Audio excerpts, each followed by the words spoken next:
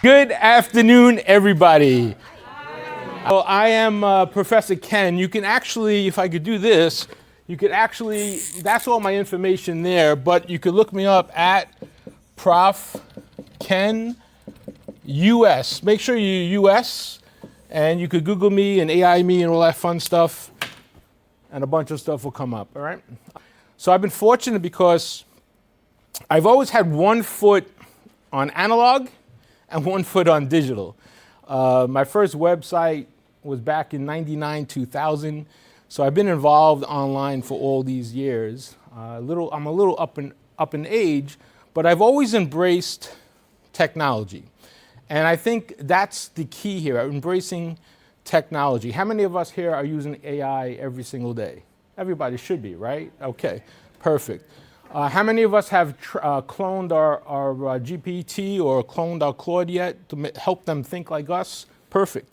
So this is amazing. This is an amazing thing that we have because it's another me. Imagine that. And I train my GPT to think and act like me and give me answers that help me. So it has accelerated my thinking. It's really phenomenal stuff. A lot of things that I'm doing now, the last year, have all been tied together with AI. And I think it's something that we, as executives, have to understand. It's not going away, right? It's just like this internet thing. It's going to stick around a little bit. So we have to embrace it, and we have to become more educated in it. It will displace some jobs, but it's going to displace those jobs of the people who are not engaging with it. I think that's the key part here.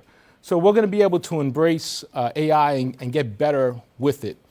So that's really what the focus is today when we talk about how we can use AI and the tools that we have to grow a business specifically in an independent grocery store. Okay, that's what the goal is today. What I want to do is just go through some points for discussion, and then we can open it up for some dialogue. So I want this to be interactive. I think it's very valuable to be interactive. I consider all of you my peer. Now, how can we use AI to transform an existing business, which is a grocery business? How many people here eat? Oh, good. All right. So it affects everybody in here. That's good. And how many of us buy groceries? All right, all of us. All right, let's get, so you don't buy your groceries, Astrid? You don't. How do you get your food? Does someone kill it for you and bring it to your house? I'm not the one in charge in my house to buy the groceries. Oh, who buys them? My husband. Nice. And how does what's his number one preference of buying groceries? Where does he buy from? Most of the stuff is from Publix or like, Publix. we just order because sometimes we don't have time. So you use Uber Eats, DoorDash, and stuff like that? Instacart too? Okay, good. How many other people use Instacart in here? All right, so about 15% of you. All right, anybody else use anything like Uber or DoorDash? Yeah, okay, good. Instacart is becoming, who knows what the biggest player in grocery right now, online, the biggest player in grocery right now is? Amazon, Walmart, and Instacart's next, right? Instacart is quickly becoming one of the fastest suppliers of grocery online. Why? Because what they do is they go into a store, a small operation, and they give them an entire ecosystem that they can just put their brand on and then sell product. There's some integration difficulties and things like that, but that's basically what's happening there. But listen, if they can sell it, why not? We'll see how it all shakes out in the future. Grocery prices are always, going up and inflated, so we'll see how it all goes down. Okay, so let's move on. Let's talk about the opportunity. So if I'm sitting where you're sitting, and you guys are sort of recommending a course of action, right? That's the idea here. So after you read what you've read and seen what you've seen, let's just go through some of this and talk through some of these, and then we'll leave some time. We've got about an hour, right? An hour and a half, something plus or minus? 2 hours max. 2 hours max. Okay, don't worry. We're not going to run 2 hours because I got to get to the coquito real soon. So here are the program goals, really. Increase customer retention grow basket size, improve marketing ROI, reduce operational waste, and strengthen loyal customer loyalty, okay? All right, who could tell me what you think basket size is? Who knows what basket size is? What do you got? All right, basket size. So basket size is exactly how much you buy in your basket from a grocery. Anyone want to guess what the average basket size is in the U.S. right now, in general? In dollars? Yeah, in total, yeah, in grocery, yeah, online, basket size. 117. Yeah, you're about right, 105 to 117. In independents, it's about $70, $75, okay? So let's say that. Some of them have about $50. So the average person online is spending about $110, $115 on e-grocery. I don't know what your Instacart bill is, but you're probably around $120, $130 a week, right? Okay, yeah, that's plenty then. All right, so that's basket size. We all know what customer retention is. Who can unpack that? What's the definition of customer retention? Brian, go ahead. You nodded your head, yes. Yeah, I would think that if you would have a customer who's in your current laundry of customers, they Right. come in and out, but they see a reason to repeat business, to keep coming back to you. Exactly right. So check this out. You guys know what this term, who could tell me what this means? You guys should know that. All right, customer lifetime value. That's what it's all about. So we can high five each other on the first order. That's great, and that's exciting to get your first order. But it's all about retention. It's all about customer lifetime value. Because if you only come in and give me business 1 week, I love your business, Brian, thank you. But if you don't come back week after week after week, I can't build customer lifetime value. I can't build my shop. I can't build my brand. I can't compete in the marketplace. That's what retention is.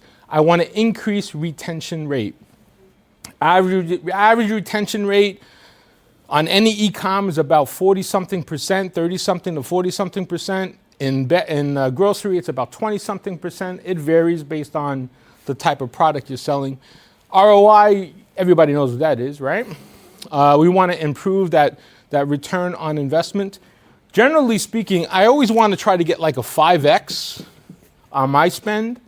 That's rich, but that's what you want to go for. Try to get a 5x. And then operational waste, any type of waste in the system, labor waste, inventory waste, food product waste. We throw away tons of food every single year. So operational waste ties into that. And then customer loyalty. Why loyalty? John, what do you do, John? I work in market research. Market research. So you know this better than I do. Probably not. No? All right, but then tell me this. What's customer loyalty to you? Yeah, I mean, that means when someone has the option to choose between different brands, they shop with you for one reason or another. That's right. So who has a favorite brand here? Only one people? A favorite brand? Everybody should have a favorite brand, right? All right, Ingrid, since you gave me the coquito, what's your favorite brand? Coca-Cola, actually. Coca-Cola. Wow, I'm a Pepsi guy myself. But Coca-Cola, do you buy Pepsi at all? Nope. No, you see that? Do you know that? And my grandma used to work for Pepsi. See that? You know there's a map. You can actually get a map, especially when you go to Vegas, and they shows you the spots that have Coca-Cola and the spots that have Pepsi. So you don't have to stay in that crazy hotel that only gives you Pepsi. All right, so Coca-Cola, you would never buy anything else. How long you been drinking Coca-Cola? Forever. Okay. Let's assume you spend it's $2 a bottle, right? Let's assume I need simple math. I'm going to do I'm from New York. I had a New York school education, so I got to do simple math. $2 a bottle. Let's say you drink 3 bottles a week. You can say, let's say 5, make it $10, right? So $10 a week, okay, times 52 is $520, right? Everybody see that math there? Yeah. You're drinking it 10 years now. Maybe you'll drink it for the rest of your life. Let's say you live 50 years. So what's 50 times 520? What is that? $2,506, like that? Something like that? No, 26. 26. 26,000. See, I told you I need the zero there. $26,000. Okay, doesn't sound like a lot for Ingrid, but how many Ingrids are there, right? So that's where you're building CLV. So when it comes to program goals and loyalty. That's what we want. We want to build in loyalty because what are we doing? We're building a relationship here. We want you to fall in love with me. If you fall in love with me, you're not going to buy Pepsi ever again. You have no need for that guy. Only me, right? That's the idea. All right, so that's really what the program goals are. Any questions or comments here? All right, let me move on. All right, so let's break this down a little bit. So you had a few options. The first option was an enhanced loyalty program. What is an enhanced loyalty program driven and enhanced, by the way, by AI? Everything we're talking about today is AI enhanced, okay? So I may drop the AI, but that's basically what we're talking about. So it builds first-party customer data. John knows what first-party customer data is, right? I suppose, yeah. What do you take a stab at it? It's the data that you collect. Right, that you get, your personalized data. Why is that important? Because the more I know about Ken, the more I can fall in love with him or have him fall in love with me, right? That first party data is important. Improves retention and personalization. We talked about retention. Let's talk about personalization a bit. Wouldn't it be great? And is that Kefi? Is that right? Okay, wouldn't it be great? Where do you shop? Groceries, Yeah, groceries, yeah. Costco and Trader Joe's. Nice. Costco, by the way, is unbelievable. I wish I was in charge of Costco e-commerce because they are so magical, right? You find them magical? It's like you go on there. Way too much money. Oh my goodness. You go on Costco and you're just thinking about something and all of a sudden, boom, they send you an email, say, hey, Ken, you were thinking about this. Like that. Yeah, Target's pretty good too. So Costco's pretty good because personalization, when they send you an email, do they say, hey, Kefi, guess what? We got something for you? Yes. Always, right? And they say, hey, you bought this, this, and this. What about A, B, and C, right? They send you these complimentary things, right? Now, do you find that intrusive? Do you find that okay? How do you find that as a consumer? I'm on the cusp. You're on the cusp. Sometimes I really love it because I'm like, oh yes, I really could use that product. And sometimes I'm like, why are you in my head? Yeah. Our phones are listening, right? No, they're not listening. They are. I know they are. There's a guy, this is a CIA guy. He was put in jail for 20-something. Yeah. Watch some of his videos, man. You'll never go to sleep again. If you see some of his videos, you'll never sleep again. I promise you that. All right, so as a marketer, I love it. As a consumer, I don't mind it either because it's good. Because, in the old days, and I'm going to say old, I'm going to say pre-internet, when you were sitting in front of the telly, you would see an ad come across and they would basically have the demographics of the audience that would be watching that particular program at that particular hour, right? And you would buy that based on those demographics and that target audience. Nowadays, you don't need any of that because now you can get targeted, very micro-targeted. And I love seeing stuff that's good only for Ken. That's great. I don't want to see stuff that's good for Elizabeth, my wife. I want to see stuff that's good for me. So that personalization improves sales 10 to 20%. That's why it's important. Culturally relevant awards. If you're a grocer that sells Asian food products, and there are certain Asian markets, and there are Latin markets, Hispanic markets, there's even a European market, there's kosher markets, right? There's specialty markets, things like that. But if you have a culturally relevant audience, then offer culturally relevant rewards that tie in together. That's important. The risk is, of course, everybody always worries about data concerns because that's always a big risk no matter what, right? And at this, how many of us have given up privacy at this point in our lives? I mean, come on, really. If you're still thinking your information is private, you're probably not going to make it through this class because there's no such thing as private. You could Google me and I see stuff coming up from, way back when, like names that are no longer associated with my life. So what are we looking at when we're thinking about KPIs? So KPIs, everybody who knows what KPIs are, what does that mean? Key performance indicators. Yes, Astrid, you get another board, key performance indicators. Why is that important? That's important because if you don't measure it, you can't be successful, right? What is that Drucker said? Anything that gets measured gets managed, right? Peter Drucker said that, the father of modern management. What you cannot measure. What's that? You can't improve what you cannot measure. You can't improve what you don't measure. And I think And I think marketing is like this. I simplify marketing. I always say marketing is basically four quadrants: a goal, right? A strategy, execution over here, and then lastly, measurement. And then the way I see marketing is always like that, continuous. Because if you're not measuring what you did, then you don't know if you're successful. And this is basically it. And I always joke that there's no right or wrong in marketing. There are things that are going to work and things that are not going to work so well. The key is what? Not to spend too much money on the things that don't work, right? Learn that fast. All right, so what are the KPIs here for a loyalty program? It would be, well, the timing of it all, 0 to 6 months, let's say. It's going to take about 6 months to roll out a fully integrated program. And that's not including integration. Integration is one of the toughest things you could do when you have to have systems talking to one another, okay? You got to hire somebody to, hand out things at the register. You got to hire people to sign up. So there's a big program. And like I said, I'm looking for 5x. So I want a 3 to 6 minimum on my return on investment. For me, that's what's really important. That's the timeline and return on the investment. I skipped that slide, didn't I? I talked about it, but I didn't cover it. So what are my KPIs then? My KPIs are loyalty adoption rate.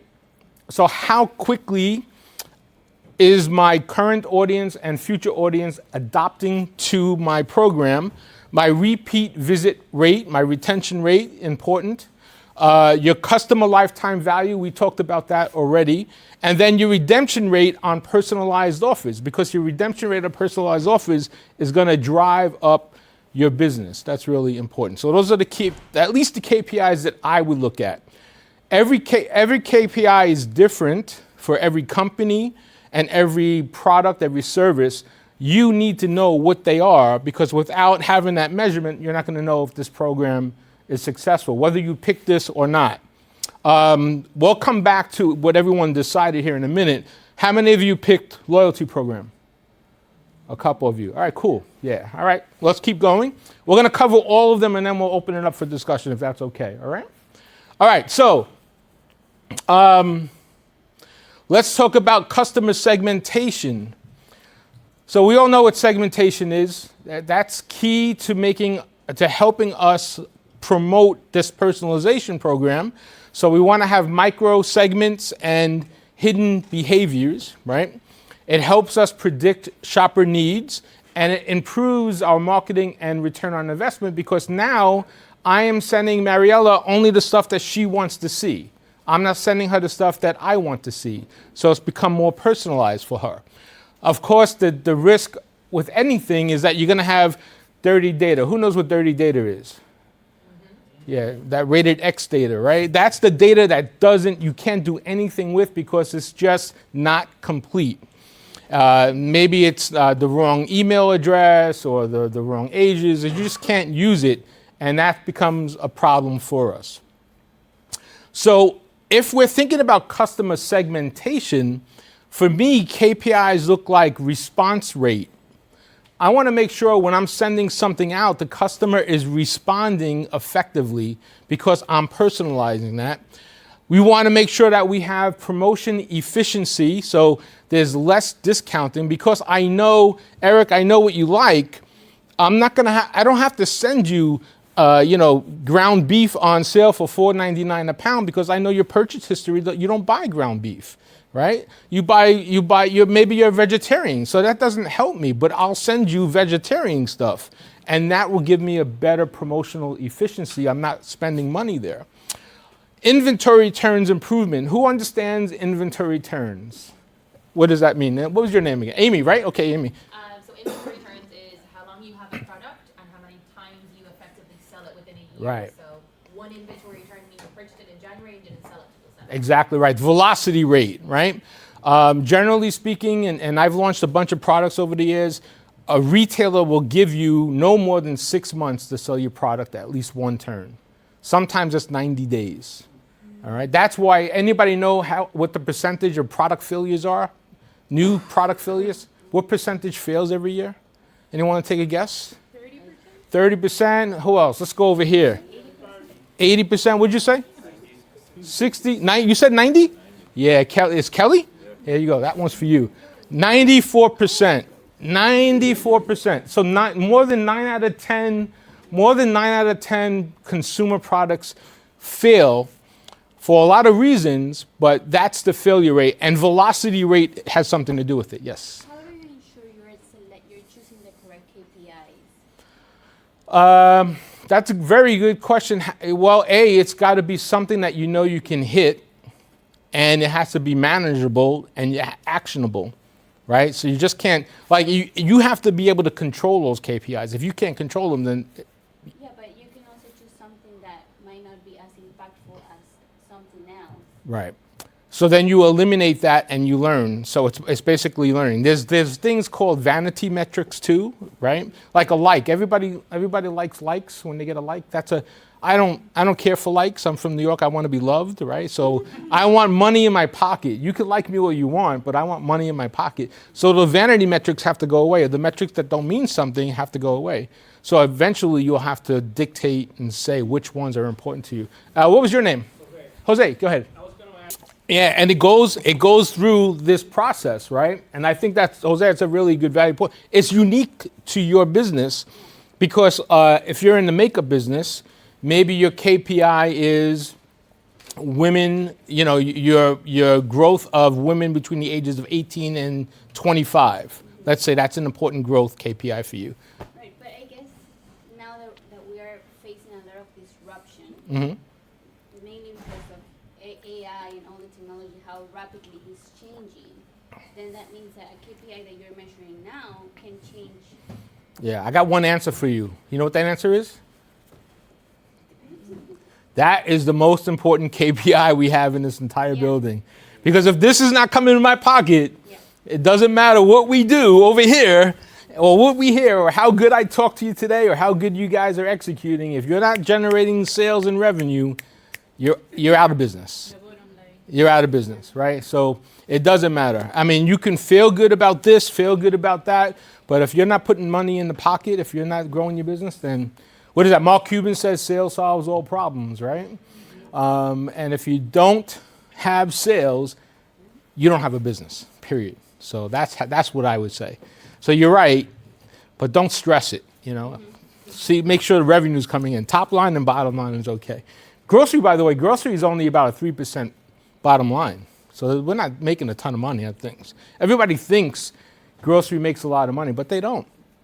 That's why when we talked about lowering prices on grocery, it's not so easy because it's not just the bottle of water that's coming in the door.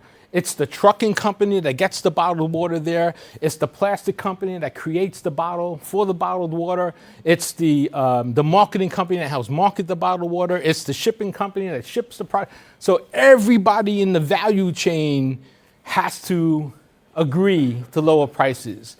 And that's a very hard thing to do. So, okay, let's keep moving on.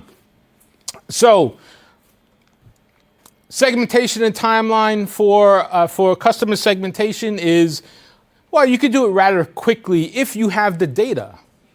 If you have the data, you could do it rather quickly.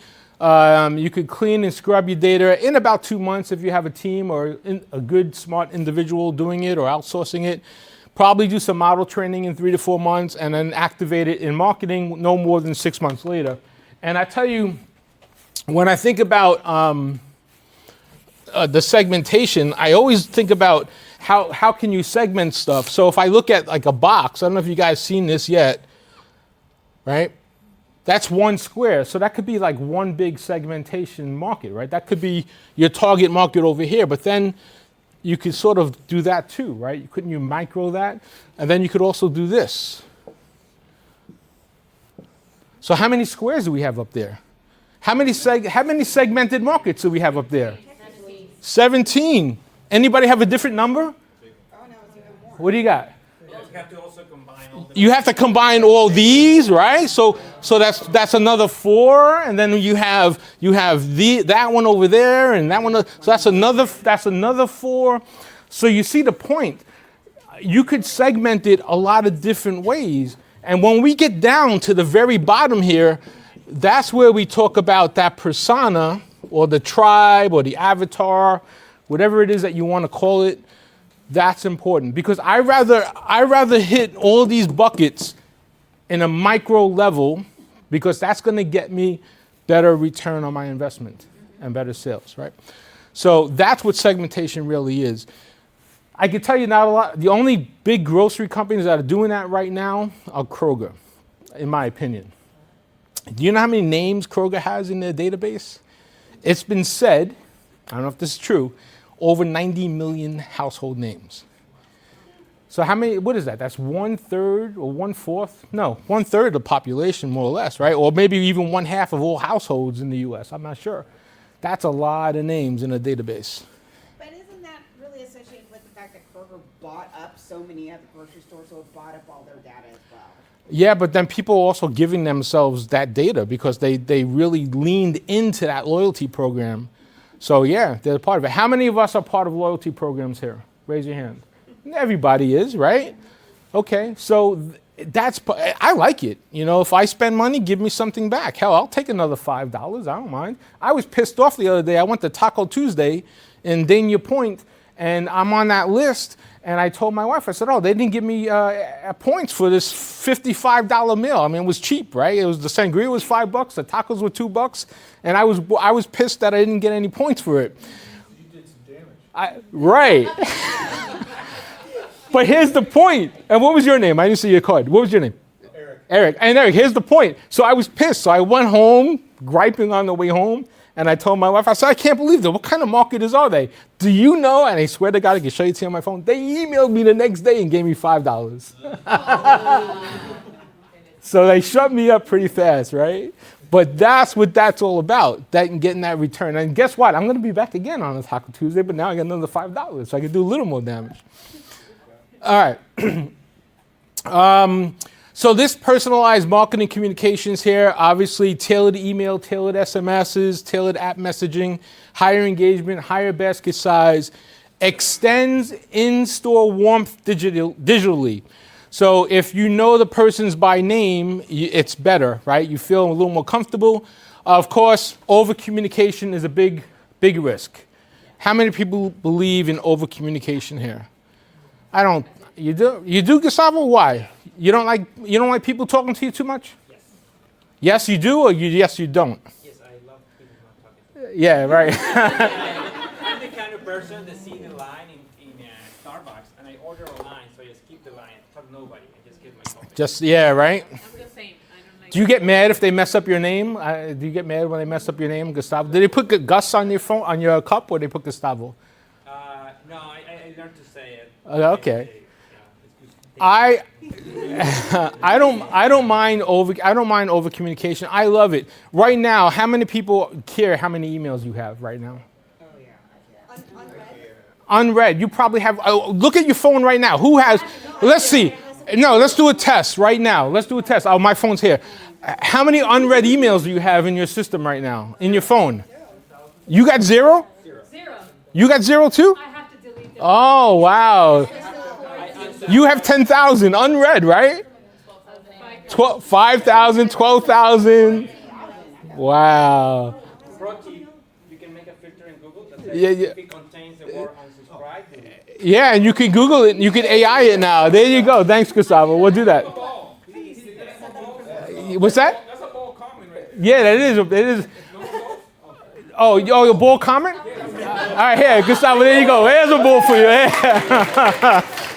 By the way, the balls have little motivational messages on them. I don't know if none of you guys know it. All right, I don't have a lot left. I got a few. All right. All right, so what are the personalized marketing KPIs? Of course, we're looking for open rates. Everybody knows what an open rate is. We all know the difference between an open rate, a click-through rate, all that stuff, right? Everybody need to know that? Okay, perfect. You guys know that. But important, what's the most important out of all those rates? What's the most important? Buy rate, yeah, the conversion rate, exactly right. I don't care, right, the money. I don't care if you open it. I don't care if you look at it for 15 hours. I just care if you click through and make the purchase. That's the most important. That click-through rate, this thing right here, CTR. Okay, So basket size growth rate, and everybody know what ROAS is, right? You guys know that term?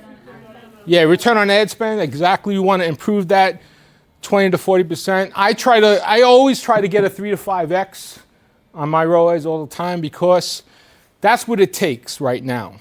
If you sell something for $1, you want to get a 5x on it at a minimum online because returns are through the roof.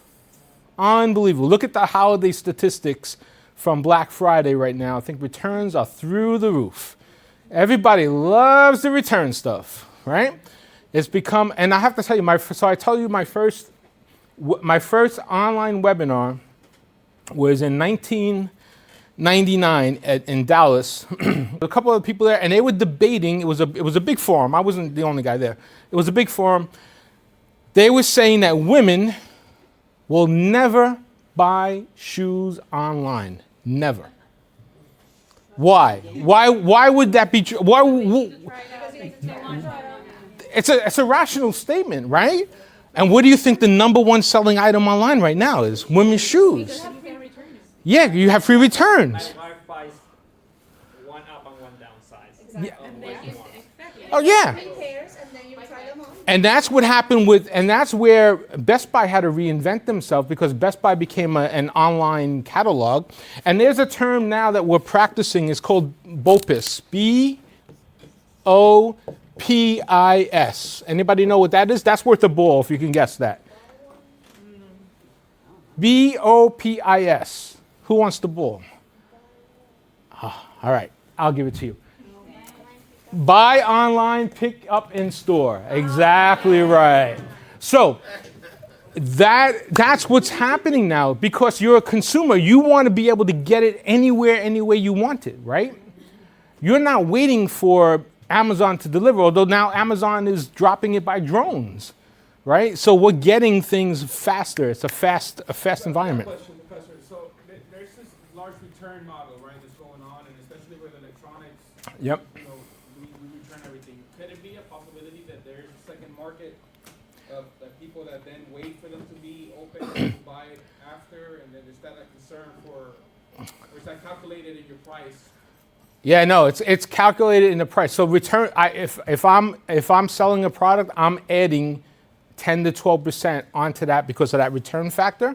And then in that secondary market, I want it out there too. I want to be careful my brand doesn't get damaged, but I want it out there. I want it out there also in that secondary market because that helps build brand equity. Because now you buy the secondary market product now, but maybe when 5 years from now, you'll buy it new, right? And you're still building brand equity, whether you buy a secondary market or primary market, I think. So I think that's a key point. But that takes us to, and I'm using up all the board here, but that takes us to price.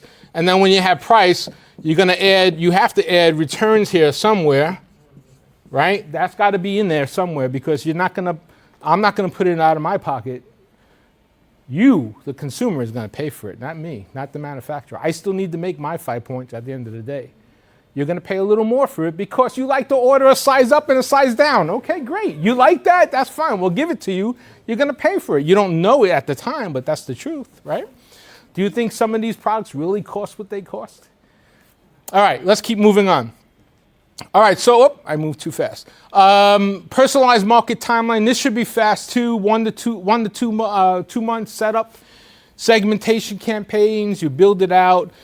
You should look for a 4 to 8 return on mass promotions. Anybody pick personalized marketing programs? Anybody pick that for the option? You did? Okay, good. I picked most of the AI. Most of it. All right, that's okay. Well, we'll talk through it here in just a few. All right, my favorite, bilingual chatbot.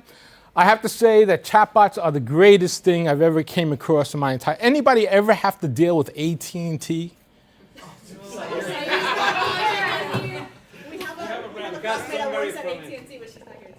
Oh, she's not here? Okay, so I could talk badly about them? Can I start? So I talked to her about this. I'm like, I've been with AT&T for 15 years, and I hate companies that have no loyalty program, right? Like they have none. So like, I mean, you're with a company, and you stick with them, and then after taking this course, it got me more upset because there's so much value spent on getting a new customer, is so little put into retaining that. That's same exactly customer. right. So why?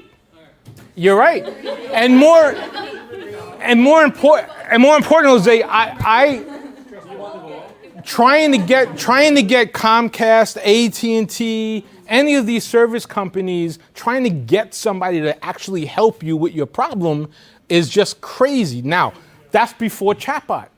Now I use chatbots for just about everything I can. If there's a right now they do right. If there's a and I solve my problem through chatbot. If there's a chatbot, I'm on it immediately because that person. I mean, it's just like I have a problem. Okay, thank you. All right.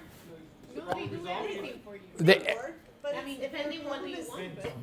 Depends on the company. it's hard. Yeah, it's hard because sometimes they outsource it. Bart, you had a point. Go ahead. Yeah. I mean, I'm just saying from my own experience that every time I'm like trying to get something done with the chatbot, I'm ending up with the live rep. So no, I hate chatbots. Yeah, but imagine now that we're in the age of agentic commerce, we're getting there, right? It's going to be so much better. By the time we get into through 26, you're probably not going to have to look anything up again because you're going to be able to speak it right into your phone and it's going to be able to get it for you. Go ahead, I'm sorry. I was gonna say like I used chatbot like maybe 4 years ago. Yeah. And it wasn't that good. Like it was horrible. And then yes, I had to call someone. But then I used one like a year ago when I was moving, and I did everything through the chatbot. So for me, chatbots and chatbot assistants, in this particular case, a bilingual one, right? Spanish English support is important. You can scale this without any complicated situations. You can meet the shoppers on WhatsApp, on the web, wherever it be. Of course, the risk with that always is that it's not a human being, right? It always has a risk there. So KPIs for this would be your what we call resolution rate. So how quickly I can solve my customers' problems. That's really important. Reduce call volume, faster response times, and a good customer satisfaction score, okay? So the timeline could be relatively quickly. You can hire an AI chatbot now. You can put one online, integrate it with your system in less than 3 or 4 months. And then, of course, once you train it in the things you need, the common FAQs, that chatbot can serve and help you with a lot of different things. So I think there's going to be a lot happening with chatbots as we move forward, tied to AI commerce and things of that nature. How many of us chose chatbots? No? I A did few? that only after the first year if all my KPIs were met. Were met. Then you go into that. Okay. All right, and I think this might be the last one. This is AI and inventory forecasting. Nothing happens until a product gets sold. You can't sell your product unless you have it in inventory. So reducing out of stock is a big thing. How many people get frustrated when they try to buy something and it's out of stock, right? Do you know, I'm going to give you a true stat here. How many times do you go into a store and the store screws up?